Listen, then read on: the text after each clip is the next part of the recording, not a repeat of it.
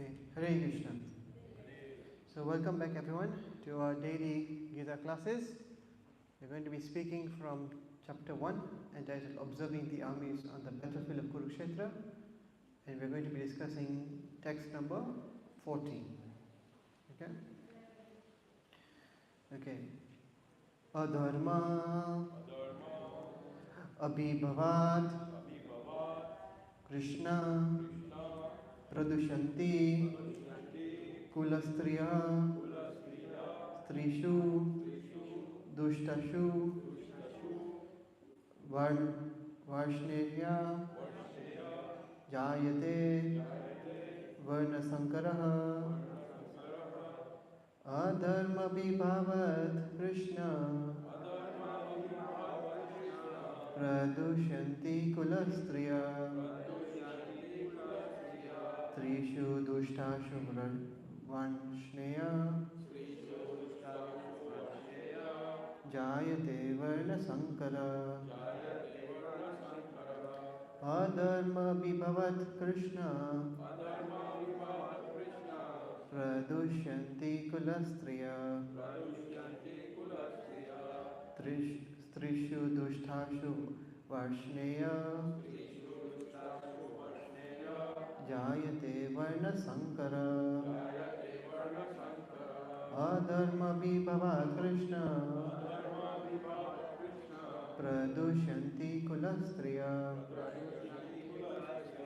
Strishu Dushtashu Varshneya Jayate Varnasankara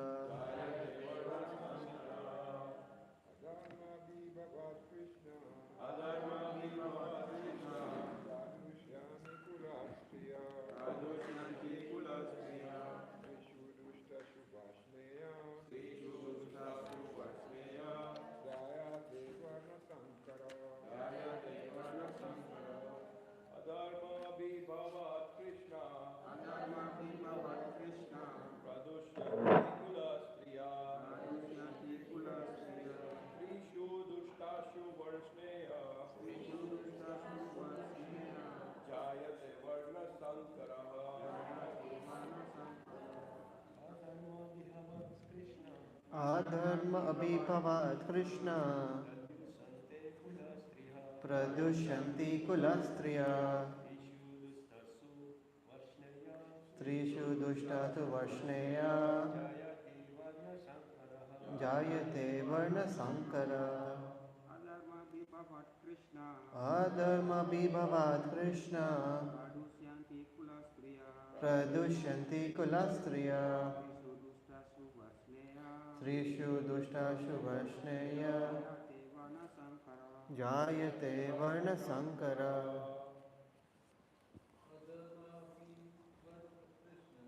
Adharma Vibhavat Krishna Pradushanti Kulastriya Strishu Dushtashu Varnashya Jayate Varnasankara Adharma Abhibharat Krishna Pradushanti Kulastriya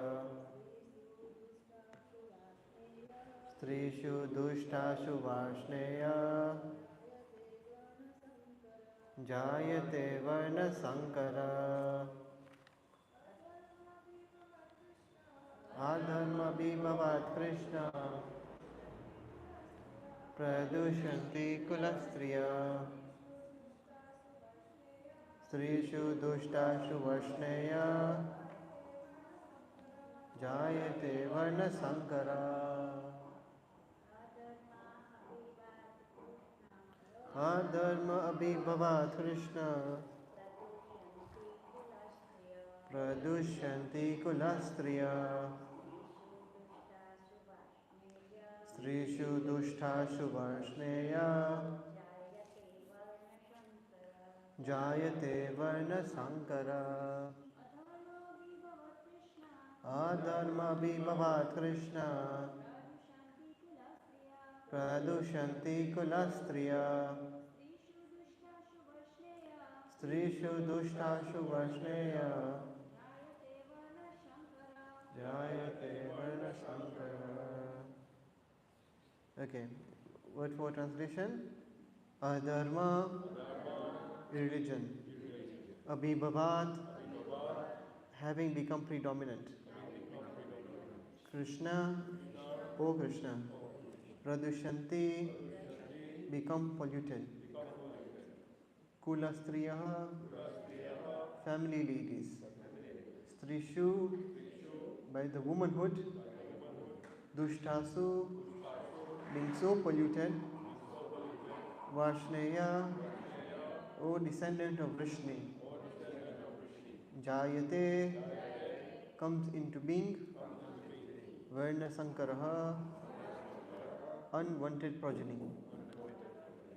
Okay, so translation and purport by His Divine Grace A.C. Bhaktivedanta Swami Prabhupada, Srila Prabhupada Ki Jai. Translation. When irreligion is prominent in the family, O Krishna, the women of the family become polluted, and from the degradation of womanhood, O descendant of Vrishni, comes unwanted progeny. Please repeat after me. When irreligion is predominant in the family, O Krishna, the women of the family become polluted, and from the degradation of womanhood, O descendant of Vrishni, comes unwanted progeny. Purport. Good population in human society is a basic principle for peace, prosperity, and spiritual progress in life. The Varnashram religion's principles were so designed that the good population would prevail in society for the general spiritual progress of state and community. Such population depends on the chastity and faithfulness of its womanhood. As children are very prone to be misled, women are similarly very prone to degradation. Therefore, both children and women require protection by the elder members of the family. By being engaged in various religious practices, women will not be misled into adultery. According to Chanakya Pandita, women are generally not very intelligent and therefore not trustworthy.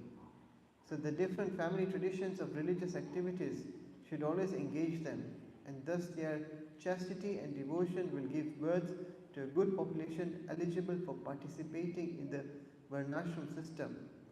On the failure of such Varnashram dharma, naturally the women become free to act and mix with men, and thus adultery is indulged in at the risk of unwanted population. Irresponsible men also provoke adultery in society, and thus unwanted children flood the human race at the risk of war and pestilence. Okay. Om Jnana Timirandasya Jnananjana Shalakaya Chakshur Unmilitam Yena Tasmai Shri Gurave Namaha Shri Chaitanya Manobishtam Sthapitam Yena Bhutale Swayam Rupa Kadavayam Tadati Swapadantikam. Hey Krishna Karuna Sindhu Deenabandhu Jagatpate Gopesha Gopika Kanta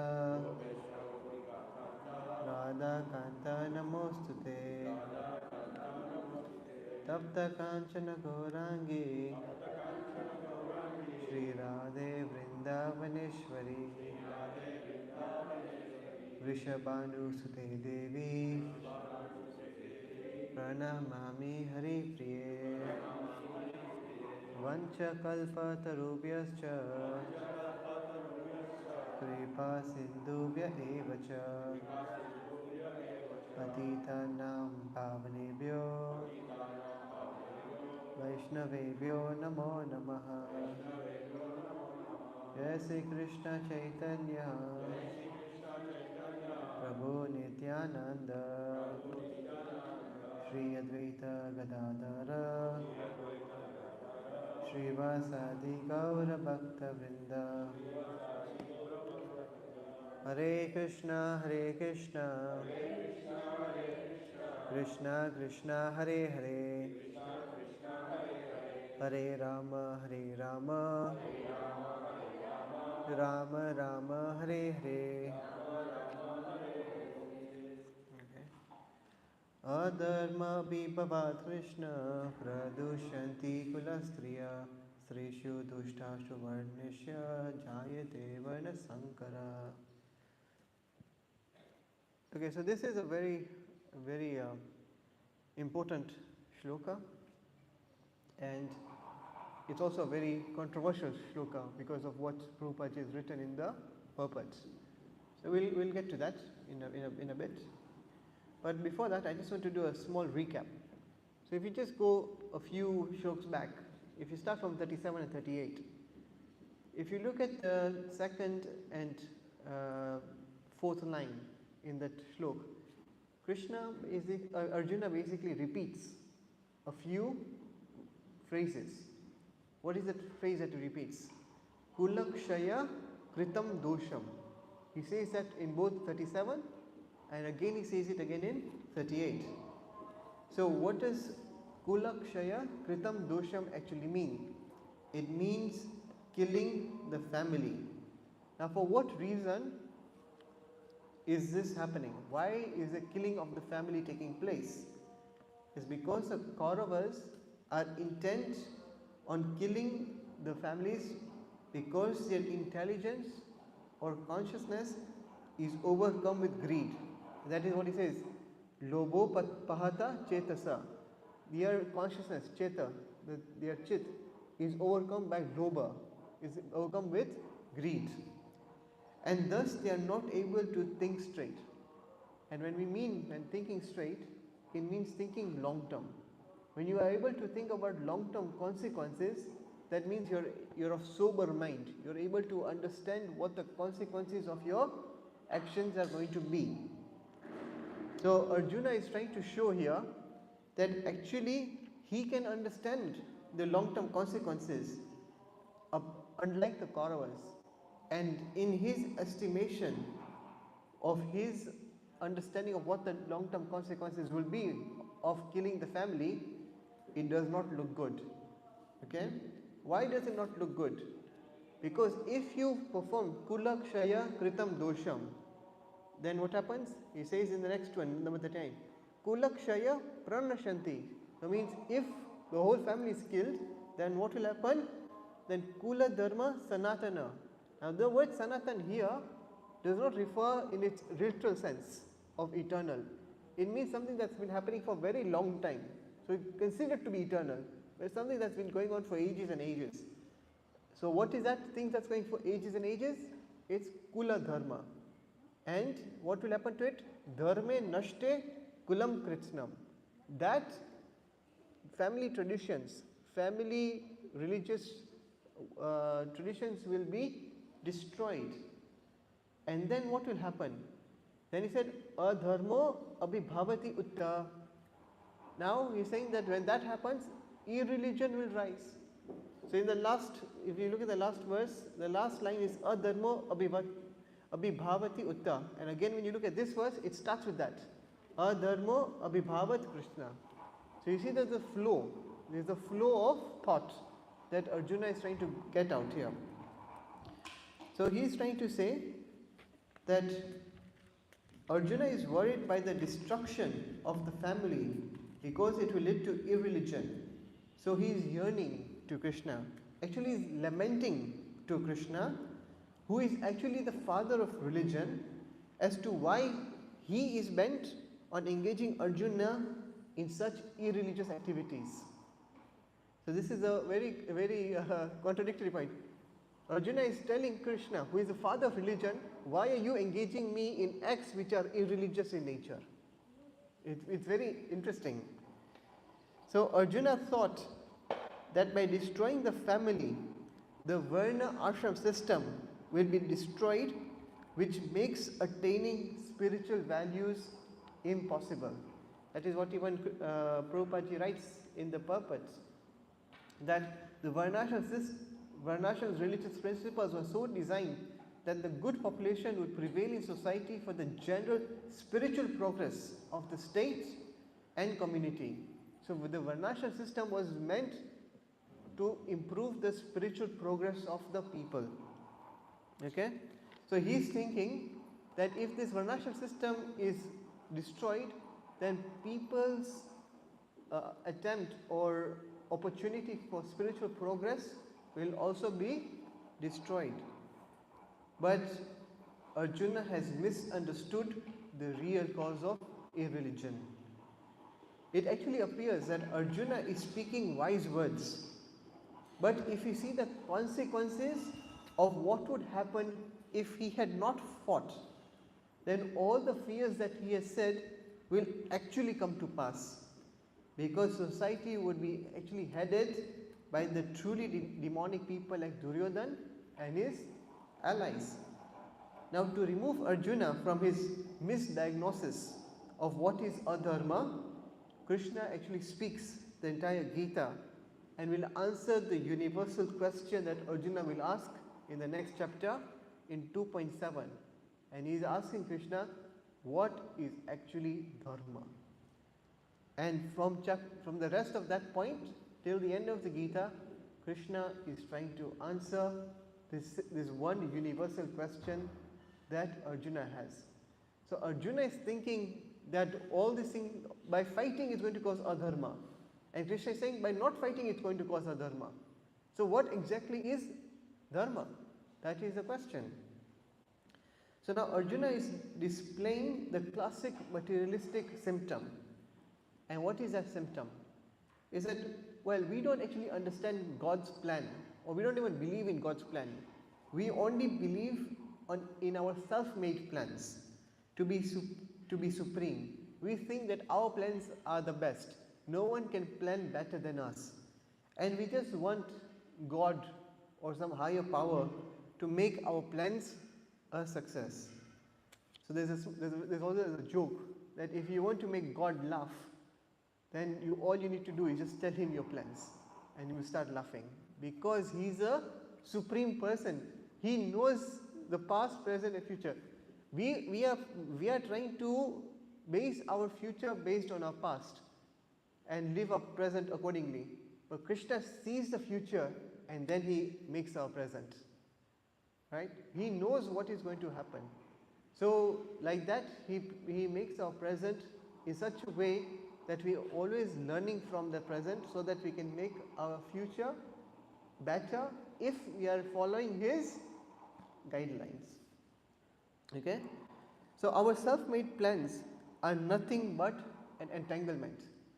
So God is like a spider, in that sense that a spider can remove from its own body a very intricate, nicely designed web. And he doesn't get entangled in the web. He can create such a beautiful web, and we get so enamored, like, oh, if God can do that, even I can do that. But we are like an imitator spider. We try to get into the web to see if I can also do it, but we are not spiders. We are an imitator spider. So we get stuck in a web of entanglements. And this is what Krishna says in the 16th chapter, text number 16. Aneka chitta vipranta moha jala samavrata. Moha, illusion, jala, net, samavrita, surrounded by. So we try to put our consciousness, we try to take so many anxieties in trying to plan everything. But what we are doing is we are just creating and actually entangling ourselves in a network of illusion. This is what Krishna says.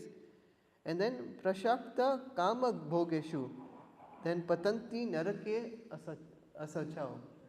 Meaning that why are we getting stuck? It's because we are having this desire for karma bhogeshu. We have this desire for sense gratification. And because we have got this desire for sense gratification, we actually slide, patanti, we slide down to the narake, to the hellish condition of life. And it actually takes many lifetimes to even begin to understand what is God's plan and to surrender unto Him and His plan. As it says in chapter 7, text number 19, Bahunam Janmanam Ante Gnanvam Mam Prapadyante Vasudam Sarvam Iti Sa Mahatma Su Durlabha. So what does this mean? That Bahunam Janmanam Ante, that after many births, then what happens? Then the people who are actually wise, the Gnanavan, what do? Mam Prapadyante, they surrender to me. Why do they surrender to me? Because they see Vasudevam Sarvam Iti, that they see me everywhere, they see everything as being God. And then such people are very rare. Sa Mahatma, such great souls are very rare. So who are these people who actually understand God's plan? What is God's plan? That is in 4.7, 4.8. And I am sure everyone knows this because it's been so popular, it's been popularized in all the Mahabharat TVs. So say it after me. Yada yada hi dharmasya glanir bhavata bharata abhyuthanam adharmasya tadatmanim srijamaham paritranaya sadhuna vinaschaya cha dushritam dharma samsthapanarthaya sambhavami yuge yuge. This is a plan of God. So God comes down to re-establish dharma. As it says, Yada yada hi dharmasya glanir bhavati bharata. Whenever religion and religious principles are declining, are on the fall, decrease, then abhyuthanam adharmasya, and irreligious principles are on the rise. Dadatmanam srijamam. At that time, I descend, I come down. So He comes down to raise the level of religion and religious principles in this world. So now, would Krishna do anything that is against his own plan? No. So Arjuna's not fighting is actually irreligious. Krishna wants him to fight. And so whatever Krishna wants, by definition, his plan is to increase religion and religious principles. And so he is telling him to fight. That means that is for a religious cause. And to go against it, that actually is irreligious. Again, as we explained, it's because the consequence is that Arjuna is condemning society to the harsh leadership of the Kauravas. And therefore, whatever fears Arjuna has will 100% materialize. But if the Pandavas win and they are in charge, then they can lead society in the right way. Because as Krishna says, that the common people will follow the leaders. So Arjuna actually thought that by talking and giving the reasons that is given, he's taking a moral high ground by showing qualities like detachment and saintliness. But Krishna is exposing this as a farce. He is exposing it to Arjuna by saying that actually you're just abdicating your duty as a Kshatriya, and thus you are destroying the Varnashram system. Not that you have a fear that by fighting the Varnashram system will be destroyed. Actually, by you not fighting, it will be destroyed for sure. Because you are a leader, and whatever you do sets a precedent for the future.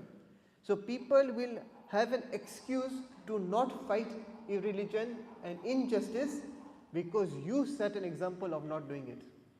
And there's nothing more dangerous in society than a capable and a responsible person not speaking up against irreligion or injustice.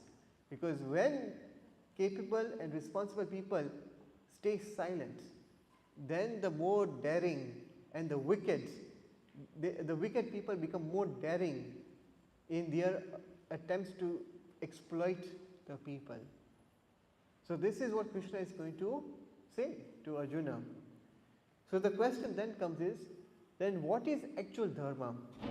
So Krishna has chastised Arjuna, or he will chastise Arjuna, saying that you are actually forgetting the prime duty of life and you're focusing on the secondary duties. So for a person in his existence, what is the most important part? Is the fact that he is a soul. If the soul is not there in the body, then the body is completely useless, right? So we have the soul, okay, we have a body, and within the body there is a soul, but outside the body, then we have got family, we have got society, we have got community, we have got the nation, we have got humanity at large, we have got the entire works. So we are focused on the outside world, and we are putting no emphasis on the inside world, the inside reality, which is us, actually, the soul. So by trying to defend the Varnashram system, the Varnashram system is only supposed to exist so that you understand yourself as a soul. But if you do not focus on the soul aspect, and you just focus on the Varnashram and upkeeping of society, then that is pointless, because society is meant for you to be able to progress spiritually, not just to live a comfortable and regulated life. No, that is the reason for doing that is so that you get elevated and purified in your spiritual consciousness. So just by looking after the society without understanding why the society is ordered in this way, for what purpose, then this is as good as saying you're looking after the car but you're not feeding the driver, or you're basically polishing the bird cage but not feeding the bird inside the cage. So this is what Krishna is trying to say, that if you focus on the actual dharma, which is known as Sanatana Dharma, or the highest dharma, as it is said in the Srimad Bhagavatam, Canto 1, Chapter 2, text number 6, Savai pumsam paro dharmo yato bhaktir adokshaje aituki apratihata yayatma suprasidati. So what is it? Prime duty. The prime duty or the prime dharma is that which enables one to attain to loving devotional service unto the transcendental Lord. And what is the quality of such service? That it has to be aituki, meaning without hetu, no motivation, and apratihata, meaning without any obstacles, uninterrupted. And such duty, when you do it, it completely satisfies the self or the soul. So this is the goal. The goal of any religion, or the goal of religion actually, is so that you can completely satisfy the soul, and the only way that can happen is when you engage in unmotivated and uninterrupted pure devotional service. So but how is this goal achieved? This goal is achieved by following the Varnashram system. Yet the Varnashram system is independent of Sanatana Dharma. Okay? It is as saying that there is a ladder.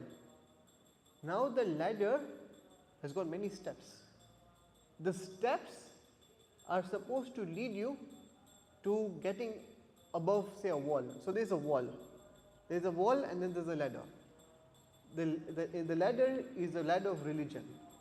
And all the steps are all the different religious codes and rituals that are there to help you rise up. Well, what is the purpose of the ladder? Is so that you rise up to such a level that you can then go on top of the wall. That's the goal. Now, if the ladder is actually leaning, you take care of the ladder, you clean the ladder, you maintain it, meaning you are following all the religious principles and all that. But instead of going towards this wall, it's on this wall. And that wall is leading you down the ditch or a cliff. And this wall is leading you away into safety. So the question is, are you following religion? But for what is the purpose?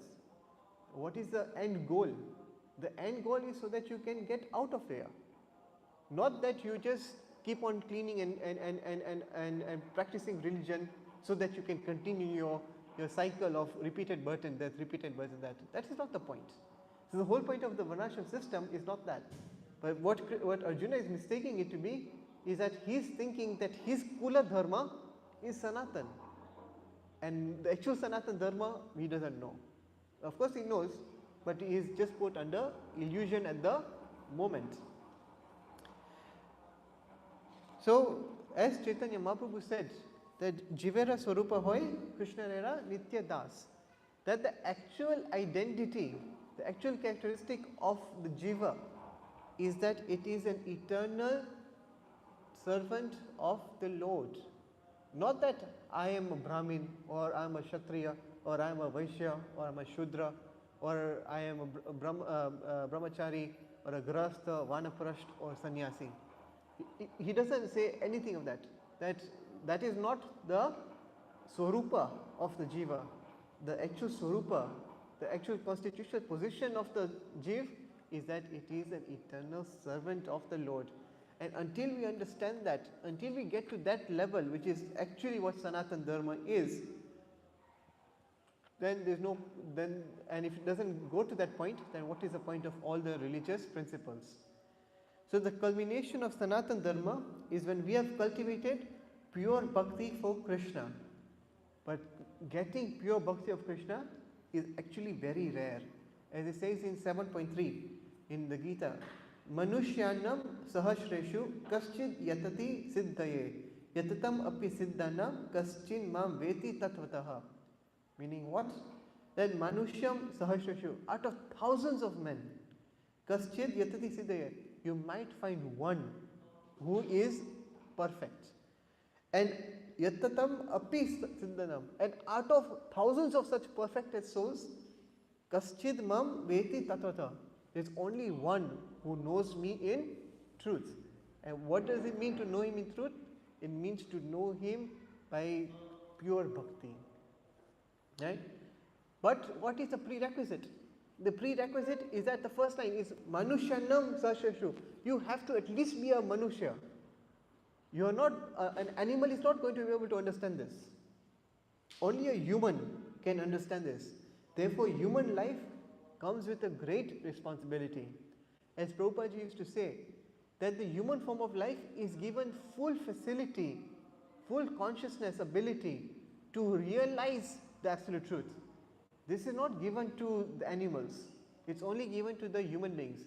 And so they have got a greater sense of responsibility. Just like there is a government clerk, there might be a small like a filing boy, and there is an actual minister. The minister is given so much facilities like a car, a driver, a house, everything is given to him. Why? Because he has to perform duties of a higher nature. So that's like human life is given so many facilities because they have got a great responsibility to carry out in their life. And what is that great responsibility? Is to understand the absolute truths. Right? Otherwise, if they do not come to this level, then they are no better than animals. Right? So to make sure that human life is not wasted like an animal, and that people progress gradually to pure bhakti, many rituals and social organization like Varnashram is there. Because bhakti is not very easy to attain. Like we need a lot of preparation for that, we need a lot of cultivation, we need a lot of purification before we can even get to the stage of pure bhakti.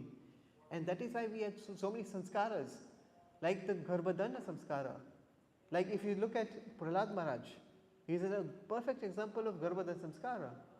That from the womb itself, he was hearing the teachings of bhakti from Narad Muni, and he became a pure devotee right from the womb.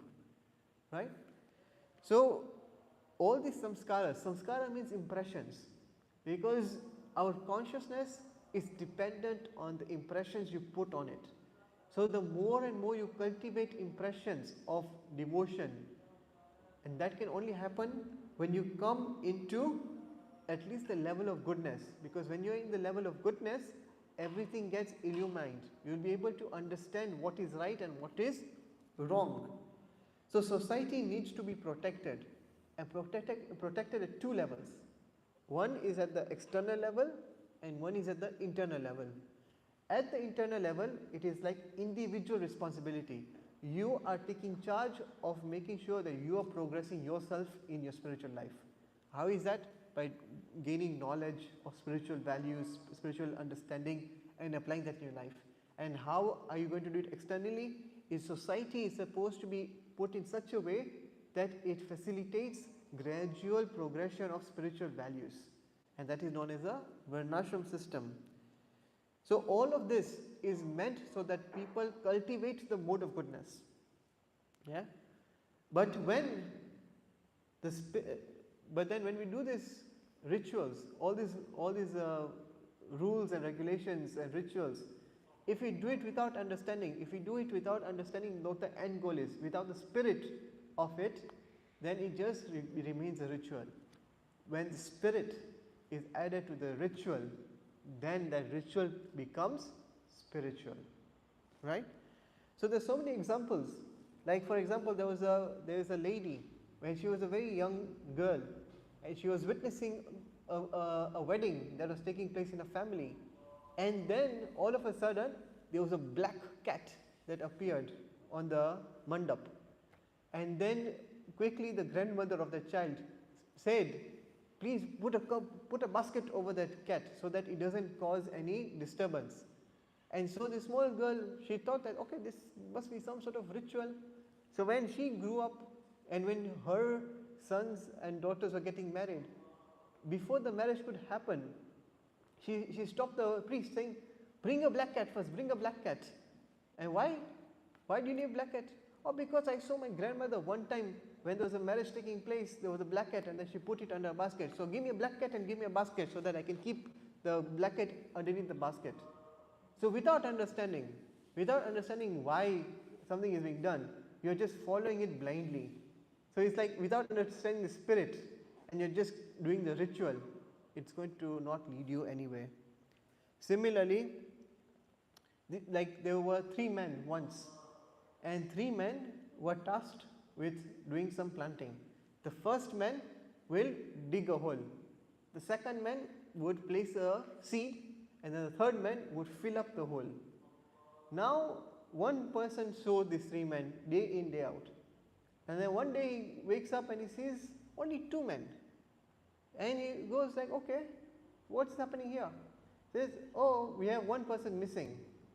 Okay, so what are you doing? So the first person said, oh, I'm just digging, and the second man is saying, oh, I'm just filling it back in. So the essence is gone. The essence of putting the seed in the soil is gone.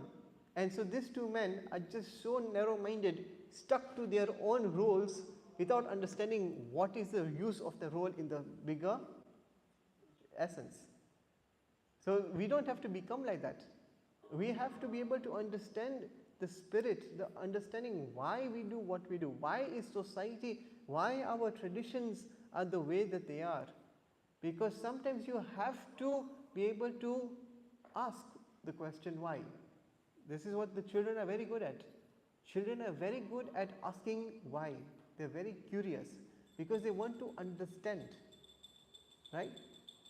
Like there was once another example that there was a group of villagers and they settled at this one place because they found a really nice deep well with really fresh water. And so the elders of the community said, we should not leave this place now because this well will serve the purpose for generations to come. And so generations came and they passed away. And then they said that, oh, we cannot leave this place because our elders have said that this place is so good for us, is going to lead us to prosperity. But over time, there was a drought. Then the water in the well got contaminated. And so people were dying of cholera. They were dying. And they were telling the elders, look, we need to live.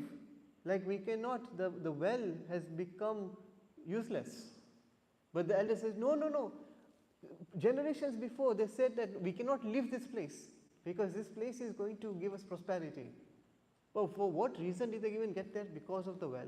The well was giving nice water. But now if that itself is not giving nice water, then what is the point of staying there? Right?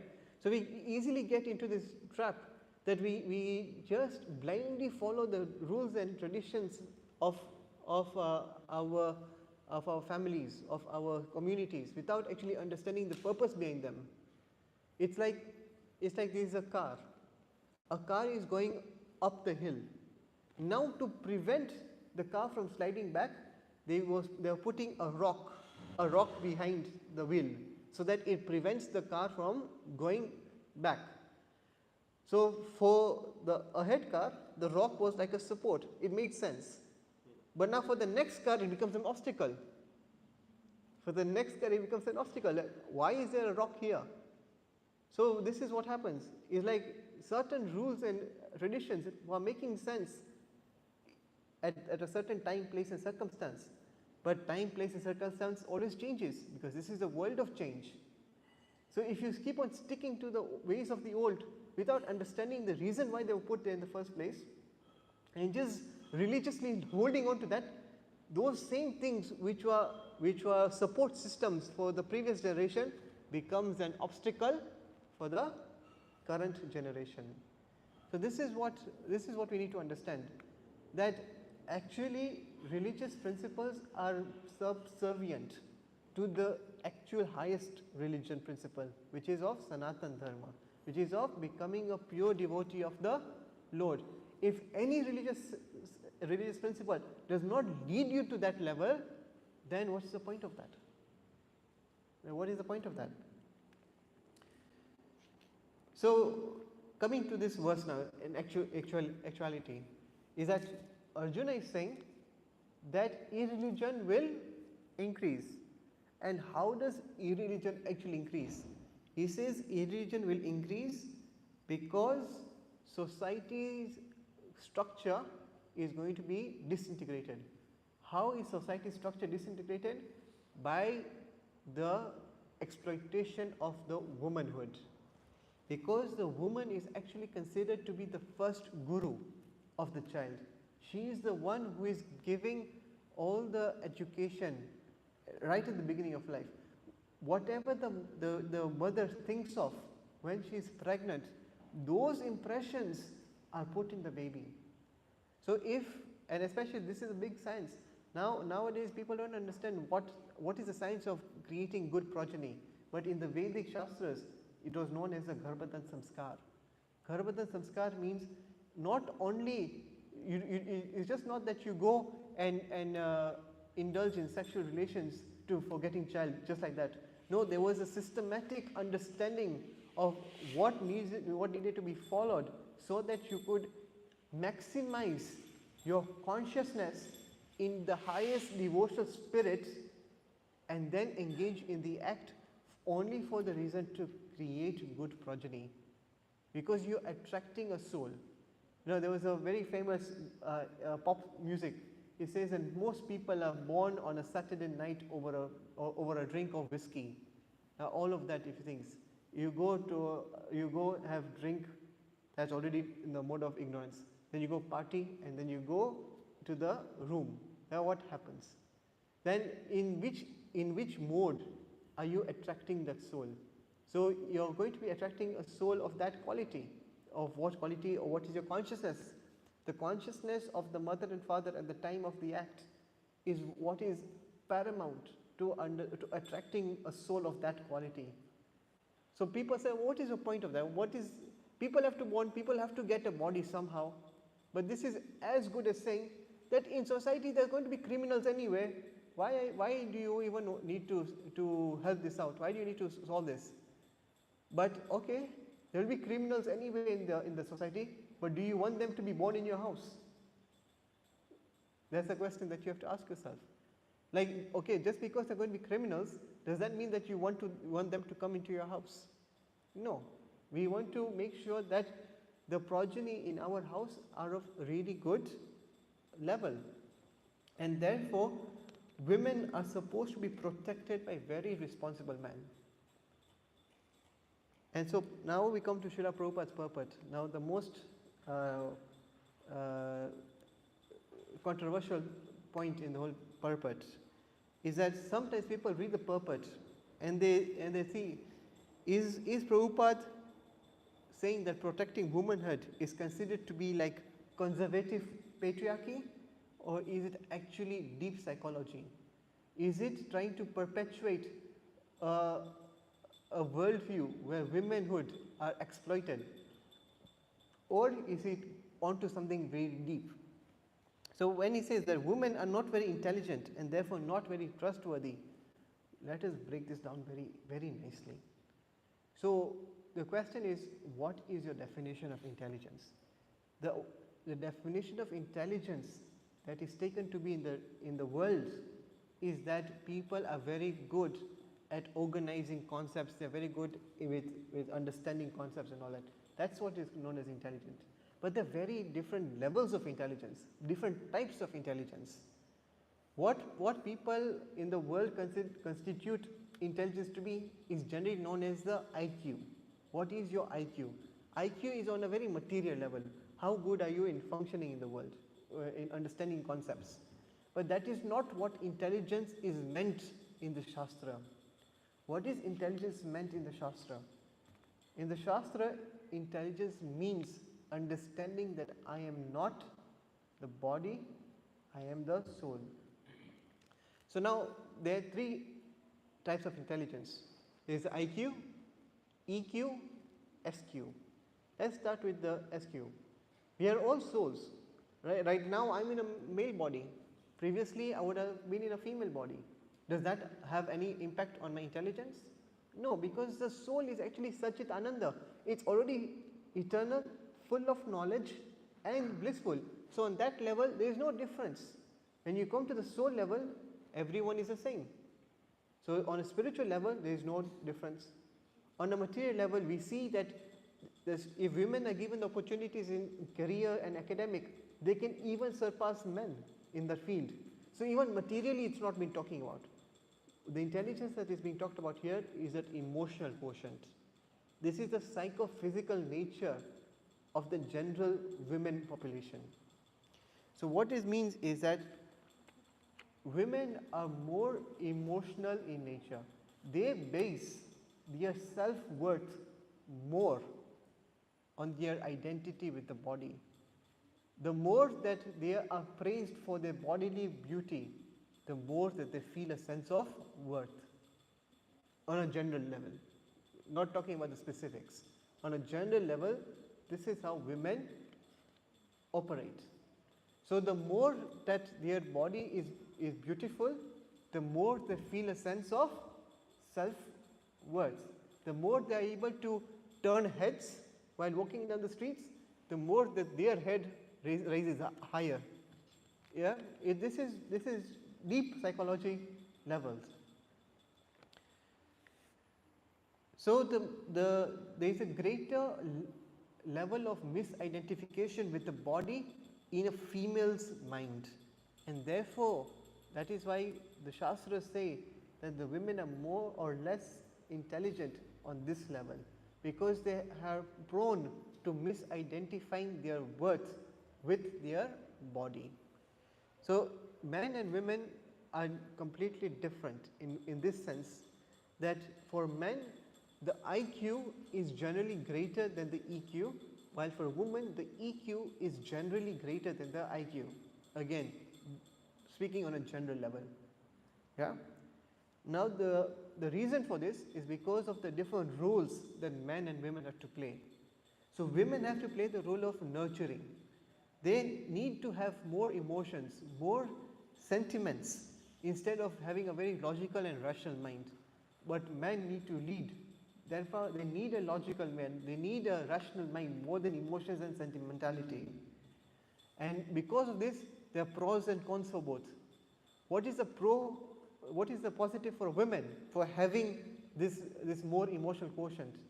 Is that they are easily convinced about the superiority and the existence of God. That is why when you see any religious event, you will see in the public there will be generally more women than there will be men, because they are generally more find it easier to submit themselves to a higher authority. Men find that hard to do, because they need to understand it logically, rationally, before they can surrender to somebody. But what is a pro for that? Although men are harder to convince, but the easy thing is that men, once they are convinced, they become very resolute. But women, they are very sway. They can be easily manipulated by emotions. Sometimes they feel it's easy to submit, and when they don't feel like it, they will not submit. So their determination is swaying. It can be easily manipulated by the emotions. And we see this in the Bhagavatam, in the story of Ashwatthama being spared by Draupadi. Krishna and Bhima tell Arjuna that you must kill him. And then Draupadi comes and says that no, we cannot kill him because of so many reasons. And then Krishna tells Arjuna, look, it's up to you to decide. You have to satisfy me and your brother Bhima, and you also have to satisfy your wife. What are you going to do? So the point is that that women are generally more emotional, and because they are emotional, their stance on certain issues will keep on moving back and forth. So you can never get to a resolute conclusion, and which is not very good for when you are leading and when you are trying to put down laws. Yeah, you cannot have so many waverings. And now we understand the last part, which is called the Vanara Sankara. So what does Vanara Sankara mean? It means unwanted progeny. Unwanted progeny doesn't mean that, oh, we didn't want to have a child, so we had some birth control measures in place, but they failed, and we are not going to do abortion, so we'll just keep the child. That is what is understood by unwanted progeny, but that is not the case. Unwanted progeny means that this progeny was not conceived in the mode of goodness.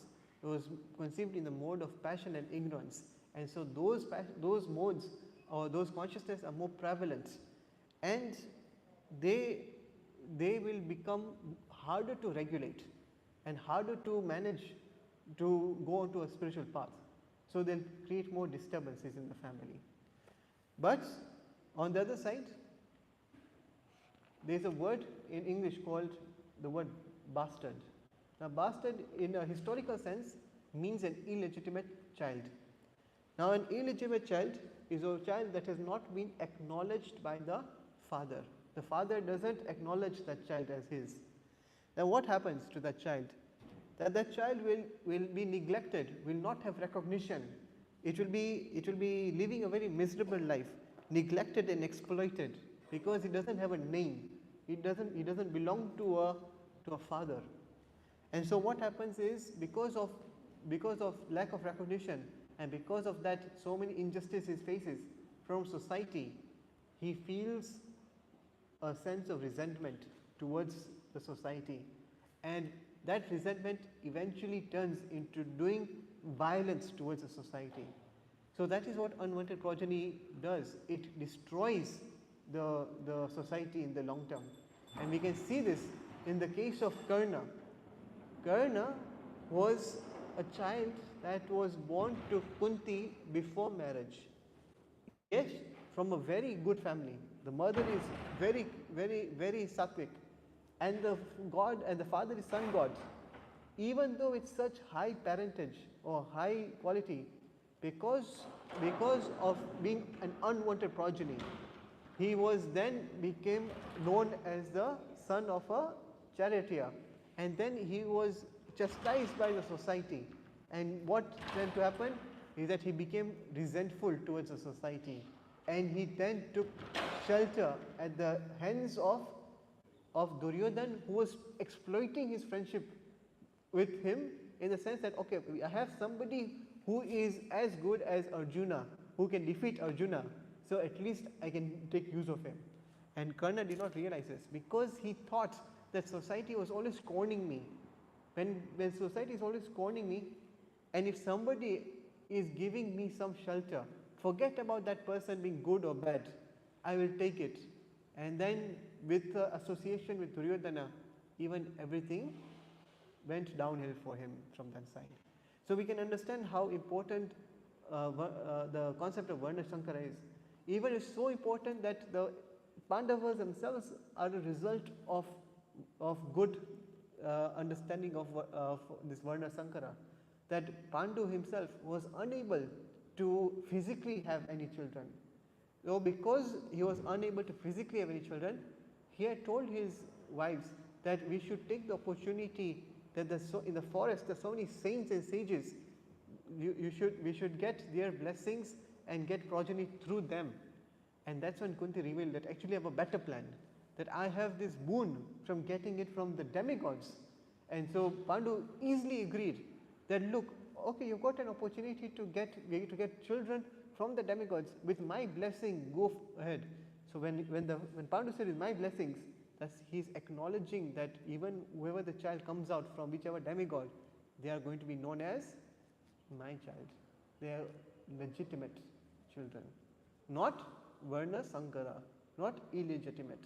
Yes, because illegitimate children can cause havoc in society. Okay, so this is all this stroke is trying to say. So the essence of it is we should understand that the religious principles are meant for one reason and one reason only, that it should rise a person towards the Sanatan goal, towards the final highest dharma. And if it is not doing that, then there is no basis for its existence, true existence. It will be good for a social order, but without the final end goal, that is just going to repeat the cycle of birth and death. You're not going to go any way from it. Yeah? Okay, anyone has any questions? Yes, Prabhu.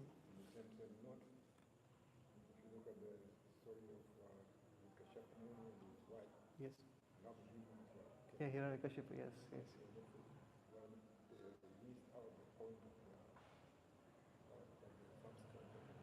Yes.